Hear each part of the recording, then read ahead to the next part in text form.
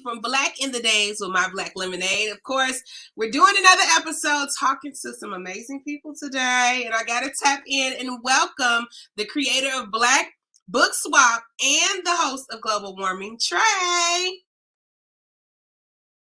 Hey. Hi. So nice to be here. I'm great. I'm doing great. We're happy to have you. I've been reading up on all of the amazing things you are doing out in NYC. I'm like, what? I'm from Chicago, but the things that you have been doing are amazing. So I want to definitely pick your brain today and talk a little bit about that. Tell the people who may be tuning in for the first time about Blk Book Swap. Let's hear what this is all about. Oh my God, your enthusiasm is making me so happy. So Blk Book Swap is a even exchange book swap. I started in 2020 in Brooklyn. It started via the mail. I was literally just posting books, asking people if they were interested in reading them, and then I would just send them to them in the mail. Sometimes friends, sometimes a lot of times strangers actually. Yeah. And then when things got a little more clear with like vaccines and different people being more comfortable being outdoors and gathering, then I did my first pop-up in 2021. And since then, I've just been doing different pop-ups at cafes, bookstores, and local community spaces so that folks can just come and exchange books. We talk. I've made some, friends and acquaintances through the book swap. So that's been really amazing. And just to see where it's taken me and folks' excitement over literacy is always really cool. So that's a little bit about Blk Book Swap. I know you have questions. Oh my God, I have a lot because the idea itself is so dope. Like the fact that, a lot of people are attached to our phones, social media. So we aren't reading as much as we should. And we don't get to interact and talk face to face like that. So the fact that you have people coming from across the city, places, world, to exchange, and then not only that, but to meet other people with a common interest, I think that is so very dope. Have you always had a love for reading and books, and has that always been with you? Yes, I truly, and I know a lot of readers when they were younger have this same anecdote, but my mom used to punish me by saying you cannot read. So like if I did something crazy, if me and my brother were fighting, she would be like, don't go in that room and read them books. Like she knew that was my heart. As a kid, for real, I didn't know, like I did do other things. Like I'm very outdoorsy. I love video games, things like that. But if you told me I couldn't read, it was like I twitch, right? Like it really got to me. So yes, I've always been a reader. Really young. I think I got my first library card when I was like in kindergarten with my dad, and it's been up since then. So yeah. And what you're doing, I feel like a lot of libraries should actually try to latch on to this, because I feel like it would be a rebirth to what people think is like of the library. Like a lot of people just getting books online and things like that, but like to actually meet up, know that you're going to meet new people, know that you guys can share stories about the books that you're reading. I'm sure that has been like an amazing experience for you. But you also host Global Warming, and I was scrolling on some pages looking at, I'm like, I need to get to New York because these parties look lit. The fact is, you do have to come. Yes, I host a queer and Black and brown trans-centered party called Global Warming. It is so incredible. It was founded by my two friends, Boston Sherry and Adair. They're both non-binary DJs and producers, and one of them's like a model now. The other one be like traveling all over the place. It's just incredible. They're just two amazing people, and they hired me to be their host last year. So I've been doing it for just about a year, actually. Yeah. I mean, getting people together seems to be like your passion, like getting people out, getting people to have a good time. Where did that like come from, that enthusiasm in you? And like, I know that sometimes, in our generation, I feel like it's hard for us to get outside from behind our computers or off of our phones. Like, what is it about you and the parties that you throw that are so special? Wow, that's a big question because, there's so many people that have such, inspiration in like the way I even love community gatherings, the way I like to party. I love partying. That's number one. Like some people think like a book person and like the party scene is like so opposite spectrum. Right. No, for me, they're very literally the same. But I like to really draw a lot of inspiration from the way Brooklyn has attracted me and welcomed me in so many community oriented spaces, whether it be a party or a conversation, dialogue. There's so many, things like that here. So even though I do enjoy it as well, I'm truly inspired by just the environment I'm around, like, to be honest. And yeah, I think I do have I'm an extrovert. I talk a lot. I be doing the most, truly. But I didn't really, if I'm being honest, I didn't really think I had a space as like a curator, if that makes sense. Like I thought I was one of those people that just existed in those spaces. Like I'll come in and support this.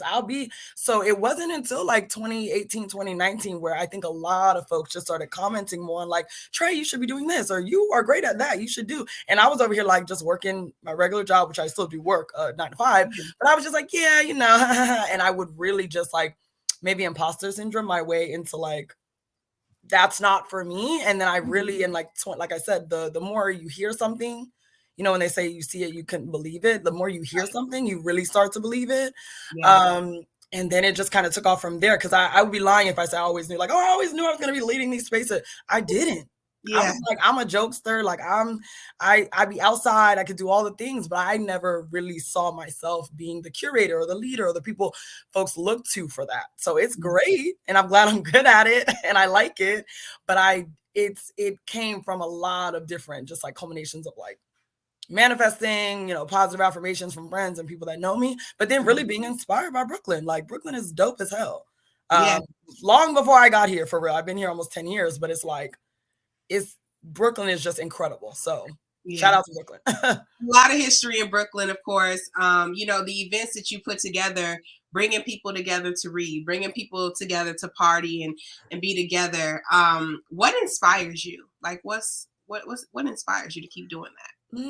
I'll speak about global warming first. So I'm queer. I obviously, it's like, why would you be hosting a queer party? But I'm queer. I've been out now over half my life. I came out when I was 14. I'm 31 now. So I'll start with global warming because I literally longed for spaces like what global warming is for me as an adult. Like I longed for that as a young adult, of partying age. I longed for that when I was in Florida. I'm from Miami, but I went to college in Tampa. So I had a lot of Florida experiences that were not the best, truly. So what inspired me was really just wanting to provide that for others, honestly. And then with Blk Book Swap, the inspiration there is kind of similar, I guess, but not in the same way. It was like I was lacking in any way. I've been a part of book clubs. I've, again, been inspired by other spaces to be like, oh my God, like well-read Black girls, incredible. Like I would love to have a huge like platform like that to do things. And I've seen those things along the years. But what inspired me, I think, with Blk Book Swap was just like, there was such a moment during 2020 with the racial reckoning. Racial reckoning is like I hate that phrase because I'm like, y'all didn't really reckon the way y'all was reckon. White people, non-Black folks that are still trying to get. So there was such a moment where I was like, oh, I'm already doing these things. I'm already advocating. I'm already talking about, oh my God, I learned this from X book. Have you read James Baldwin? Oh my God, I learned this about colorism from this author. Like I was already doing these things. And it really felt like a time for me to platform myself and not be like so afraid of my own voice, not be afraid to be the one saying, no, that's not really what that is. Or like, this is how you can learn more about this topic if you want to. Like, we don't have to just talk about opinions. We could really like, let me recommend something that'll help you contextualize, right? This issue, this phobia, this ism, right?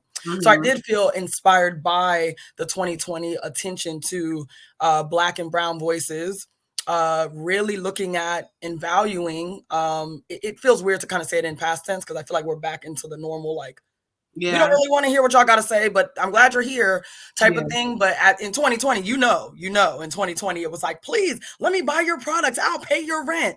And it was like, actually do that. Thank you. Right. Please. Please send the coin. But I did feel more of a pull to have my own voice and my own platform. Like, why not? Really, that's what I kept saying to myself. I'm like, why? I can do it for my personal page, sure. I can talk about books on my personal page, sure. But why am I not extending the reach or extending to the reach that I think I can have, right, with my topics and conversations? So, yeah. Speaking about just creating that platform for yourself, that's not something that's easy. You know what I'm saying? Creating a platform, getting people to buy into what you're doing, and especially reading something that is not as popular as people would think it should be. Right. How can one support you in what you're doing? That is a great question. I want to hit on what you just said about like amplifying things that aren't as popular as others, Yeah. because that really does speak to a lot of what I went through initially planning out Black Book Swap. I did not only want to talk about the 5 Black names we know: Zora Neale Hurston, Toni Morrison, James Baldwin. These people are amazing. They're incredible. They're iconic, but I didn't even list 5. Sorry, but they're just not it. And I Yeah. think within that, what you just said, it was like the scariest part for me, truly. I was like, oh my God, what if I'm like, y'all should read The Sum of Us by Heather McGhee, and no one's ever heard of her, Right. even though she's a prolific historian and like amazing. Mm-hmm. Or 400 Souls by Dr. Keisha Blaine, a Black historian from the Mm-hmm. South. Like nobody, like, you know what I mean? And that was just very scary for me. And people have taken to it in such a way. And tying into the support aspect, I mean, really the support I've seen and what I love even being a part of is people ask me a lot of questions. I love that because it creates a dialogue that's not always, I'm not on Instagram Live. I'm not creating, come to this at 7 p.m. It's, let's talk about it right now in the comments. Someone else can scroll back past this and look through them comments, learn something. Mm-hmm. That is my favorite thing. People ask questions. They ask for additional recommendations and resources. And that is the ultimate support for me, because I'm like, oh, wow, like y'all actually want my input and value that and are taking the time to figure out something they don't know. Likes and shares are great as well, because I've even, Oprah's book club found me because some author shared me on their page, and Oprah's book club, followed them. I think it was a previous book they had of the month. And I was like, is this real? Is this spam? So likes and shares, passing things around, DMing me to a friend, like you just never know where that can go.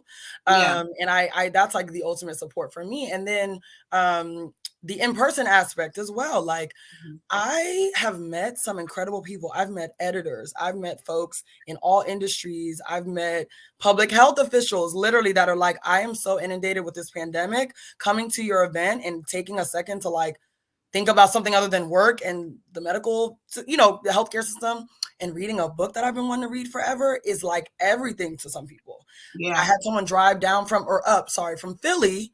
Like, I don't have anything like this in my neighborhood. How can I start one? And we really stepped to the side. And I told them, this is what you need to do. I'll email you some people you can contact for books.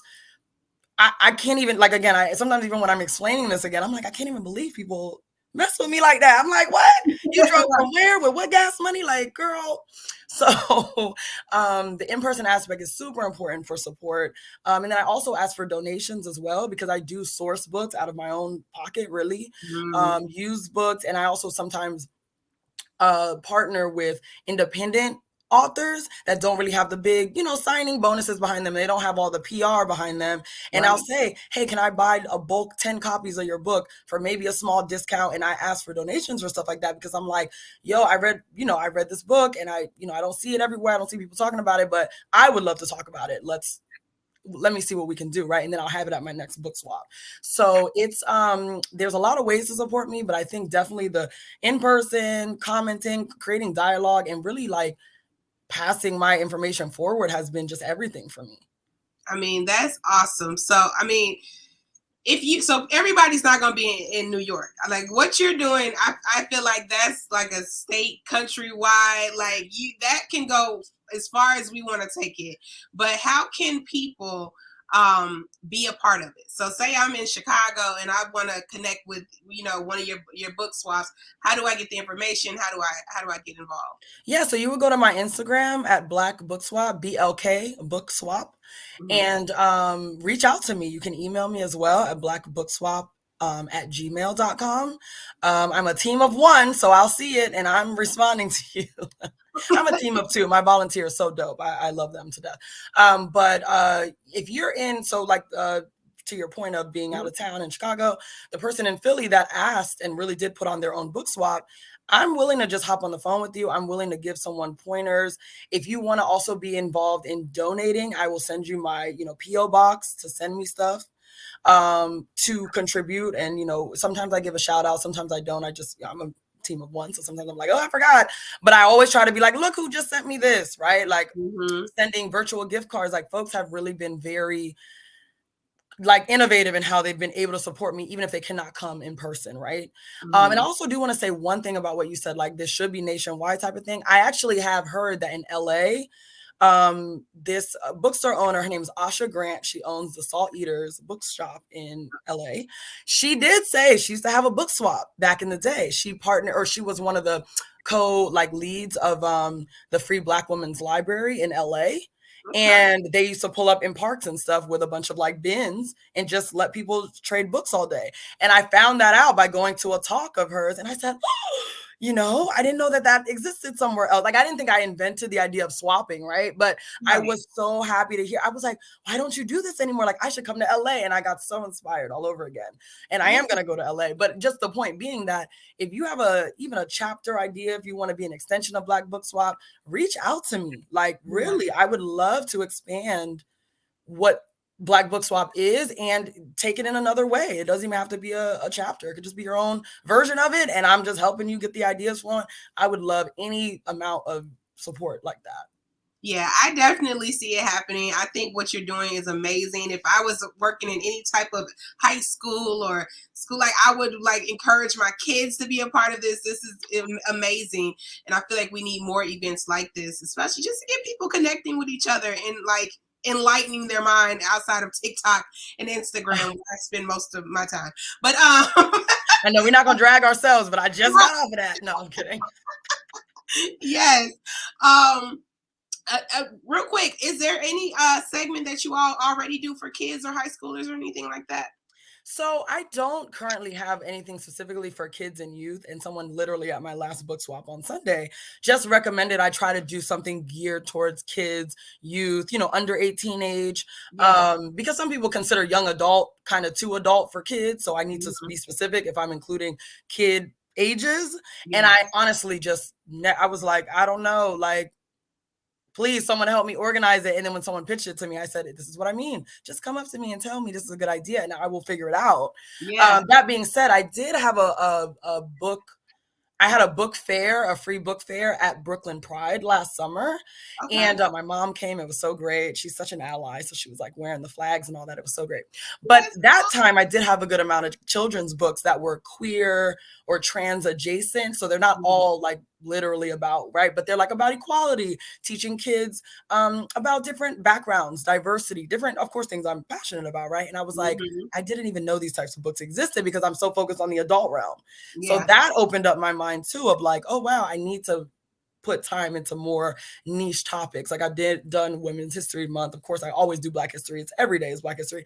I've done like challenged and banned books as a theme because there's a lot of that going on right as well. But I hadn't been so niche about like children's and youth stuff. So I want to reach out to high schools for sure, because even if it's just me providing books to folks or coming in to explain a certain topic or genre, I'd love to do that.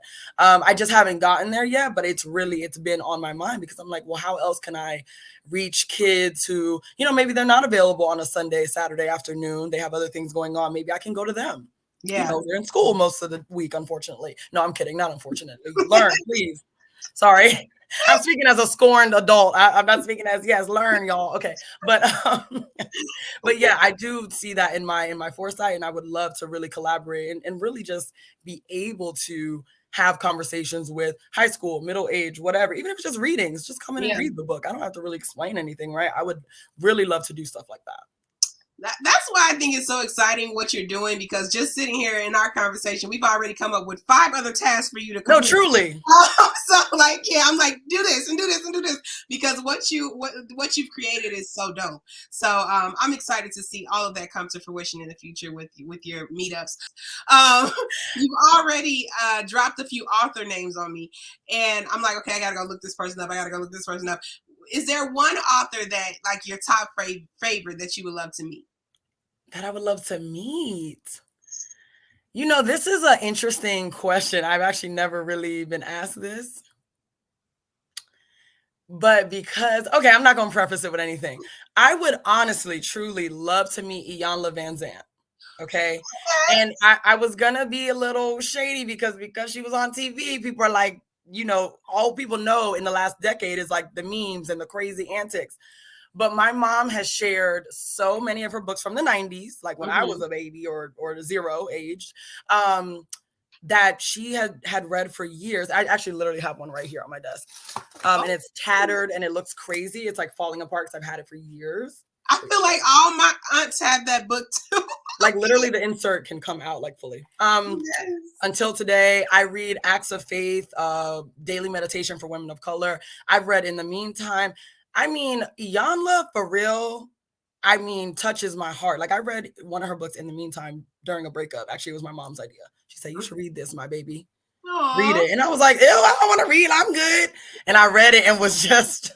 Yes. So that being said, I would love to meet Iyanla Vanzant and really be like, girl, like your stuff has been hitting. Like I would just love to dive into like the 90s, early 2000s.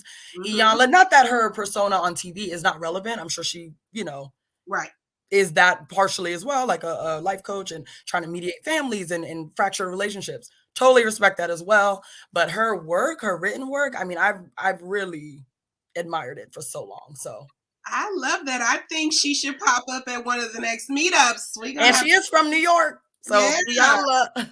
We're gonna have to put that out there, tag on Auntie Iyanla. Yeah, no, truly. I'm gonna upload this clip specifically. Hey, Iyanla. Until today. No. Yes. Now, you know, we can't just skip over global warming. What you guys are doing is a vibe. Like I'm looking at the videos like, oh, this looks dope. You know, are there any type of other party ideas that you think of or that you have planned and will want to do in the future too? Not really. Okay, you're like this is working with global warming is a very, I love it. I'm literally working. I'm getting paid to do what I was already doing, was going out and shaking it. So that's great, and I do enjoy it. But you know, nightlife is difficult. I have a great group of friends that we all work in nightlife to some aspect. I'm probably the least involved in it because I only host one party. But it's difficult. It can be a lot, and I would never want to, you know, take away from anybody who's like, oh, I want to do this thing, you know, you should figure it out, you know, and try it. But nightlife can be interesting. It could be difficult. It could be great and fun. It's all these things, right? Kind of wrapped into one, kind of like life, right? Like it should be up and down. But I don't really know. I enjoy that space and being with my friends and folks that I've met right through the party space. But I don't really see myself gathering on more events. However, I have pivoted into social media management for some nightlife people and some artists, and that's great. I'm like, give me some side coins, you know. But as far as like being, you know, a host of like several parties, I probably wouldn't do that. That I can foresee anyway, because I don't want to bite my words. But yeah. Right. I got you. So I always like to end the interviews with some fun questions, just getting to know you. We talked about your favorite author, but like if you could party with any person just one night at global warming, who would it be? Nene Leakes. I already had the answer. Nene Leakes, period. That's like easy. Same. Oh my God. Love that. Okay. I love Nene. The way I can quote her is probably I need to go get some help. But party, I'm trying to go to the Lanithia Lounge in Atlanta. Come on. I mean, if I had known that, we could have had this whole interview in like Nene quotes, like we could have just spoke Nene language the whole time. We could have. Oh man, we got to run this back in a few months. I said what I said, like just the whole interview. Just come on, hug the horn, Greg. Now you being from New York, I'm from Chicago. I just want to know if you know who has the best pizza. I'm not from New York. I need to make that clear. I'm so sorry. You just live there. I live there. I am from Miami. I'm a city girl. Hey. But I'm gonna go with Brooklyn. I'm gonna go with New York City pizza because like deep dish is a little thick. Like It is thick. I just okay. All right. That's not beef. I have really two great friends from Chicago. One of them, I don't know if you know Cecily Bowen, another author of Bad Fat Black Girl. She's from Chicago. Yeah, she's my homie, and can't do too much Chicago slander. That's all I'm saying. I love it. I love it. When you are not working your job or hosting or doing the meetups, what do you like to do in your spare time? I love doing yoga. That's my boo. Okay. That was another thing where I was like, am I going to get certified to be a yoga instructor? But I'm like, nah, I can't make a job out of every hobby. So yoga is my real zen like time. I love, I really like watching like reruns of The Housewives. And I'm not just saying that because I just mentioned Nene. My friends really do think I have issues, and not just Atlanta. Like I watch Beverly Hills, Orange County. Like I'll rewatch random reunions, and my friends will call me and be like, "What is that in the background?" I'm like, "Nothing." Like, like it's Kim and Kyle. It's literally right from 2004. Like, what's wrong with me? Okay. What else do I like to do? I like skateboarding. I'm very outdoorsy, and I'm from Florida, so like swimming, anything with the ocean. Like I love surfing. I'm not super great at it, but I do it. Really, I do a lot of outdoorsy stuff because that's just how I grew up. I'm very like, let me get some sun and some water. Okay. So I'm always like at the park. I like like I think I already said skateboarding. And just hanging out with my friends. I love my friends, and I'm always just like, what are you doing? What are we doing next? Where are you? Like always, I love them.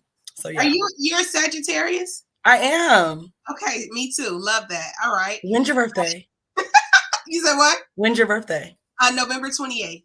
Oh my God, beautiful. I love November Sages. I'm December 14th. Okay. Yeah, awesome. yeah.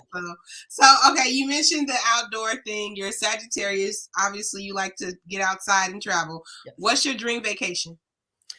Oh, my dream vacation. I've wanted to go to Cannes, France. Oh, okay, yeah. I know they have a film festival, but I've still never. I don't know how to say it. That's embarrassing. It's Cannes. Okay, I've wanted to go there for years. I don't know why I don't know how to say it, but that's my dream vacation. And I would ideally love to be able to take my mom.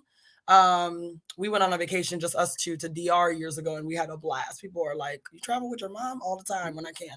Yeah. So yeah, I would love to go to Cannes. And there was a second location I was going to say, but I'm like, I do still want to go. I need to go to Africa in general. So I don't even want to just say like Zanzibar specifically. I'm like, I need to be like in Africa for like a year. I feel like that would be like the dream life. Yeah. But yeah. Okay. Well, thank you so much for joining me today. Like, I feel like I just gained a friend. And I've learned so much about you. And I know that your future is extremely bright with all of the things you have going on, because that Blk Book Swap, that's different, and that's amazing. Like that, we need that. So, congratulations on all your success. Let everybody know what's next for you. What do you have coming up? KeKe, I really appreciate all that. That was just so beautiful. I do have an author book launch coming up with Mahogany Brown at Soho Works on February 8th. And I will announce it on my Instagram, but I do not have the ticket link available yet, but it will be announced soon. And we also have a really dope Valentine's Day themed party, February 11th. If you're in Brooklyn or surrounding areas, come through. It's themed for the lovers, and that includes platonic lovers. Please bring your friends. We'll have a burlesque dancer. We'll have, me hosting, and then a really dope guest DJ who is actually Baby Tate's DJ, named Sky Jetta. So come out to that if you're local. I would love to see y'all, and I really appreciate the support. Thank you so much, Trae. Congratulations on all the success. Those events are going to sell out, so y'all hurry up and tap in, okay? Go follow the Instagram and get all the tea. I'm KeKe. It is my Black Lemonade, and this is Black in the Days.